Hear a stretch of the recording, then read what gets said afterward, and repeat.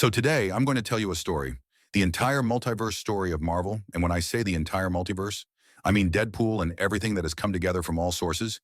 We are going to start looking at them one by one. And by the length of this video, you must have already understood that this is not going to be any normal video. The reason no video in the upcoming parts of it are all related to this. So let's start from the beginning. When the Big Bang happened, after that, the creation of the universe took place. And then the first beings to exist in this entire universe were the Celestials. These powerful primal beings, when they were born, used their energy manipulation powers to first create the sun, and we will learn the reason behind it later. Along with these Celestials, Ego was also born, who was a Celestial himself, but different from the other Celestials. So when the other Celestials created the sun, Ego created layers on himself and made a whole planet. After this, the creation of the Infinity Stones happened. On the other side, there was the creation of a place called Driesel that kept all 9 realms in its separate branches. And in these 9 realms, the Asgardian elves lived in harmony. But before all this, when Dressel was still in darkness and hadn't yet come into the light of the sun, it was home to dark elves. But the moment the light of the sun came into Dressel, all the dark elves had to move to the dark world.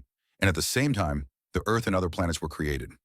On these planets, Erish the Judge, a Celestial, began to plant seeds that would feed off the life force and incubate. Millions of years later, these beings would break out from the planet.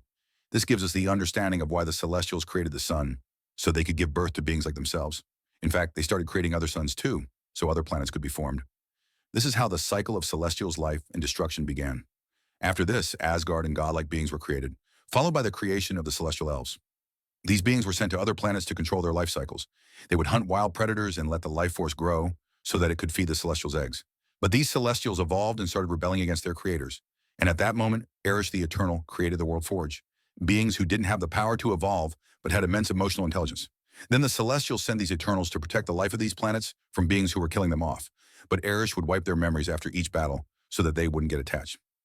Now we move on to magical beings.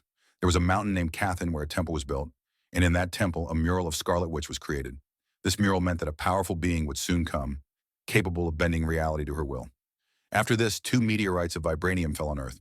One landed in Africa, and the other fell in the Atlantic Ocean.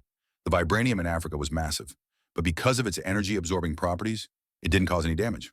But the one that fell into the Atlantic Ocean made the surrounding plants absorb its life force and change their genetic structure permanently. At the same time, Ego began to feel lonely and started exploring other planets, planting seeds on them. Fast forward to 5000 BC, the Eternals arrived on Earth. Their mission was not to interfere with human life, but to kill the deviants. But they still began interfering with human life by providing them with weapons ahead of time. Meanwhile, in Wakanda, there was a power struggle among the 5 tribes. That's when Bashing, the god of the past, came to Shuri in a vision and told her to consume the heart-shaped herb, which transformed him into the first Black Panther, uniting the tribes of Wakanda, except for the Jabari tribe who isolated themselves in the mountains. After this, Wakanda closed itself off from the outside world to focus on its development. Now that magic had arrived, the people practicing it also began appearing, like the sorcerers, with Agamotto leading the way. The mystical arts became more widespread, and Earth saw the creation of 3 sanctums. Agamotto was later handed the Time Stone, and when all this was happening, gods from other realms began to show themselves. Odin arrived in Norway, enjoying parties with humans, while Greek myth became widespread. But the Egyptian gods weren't too keen on evolving into human life. On the other hand, moon god Khonshu began interfering with life, which exposed the Egyptian gods, but this led to the creation of the Midnight Man.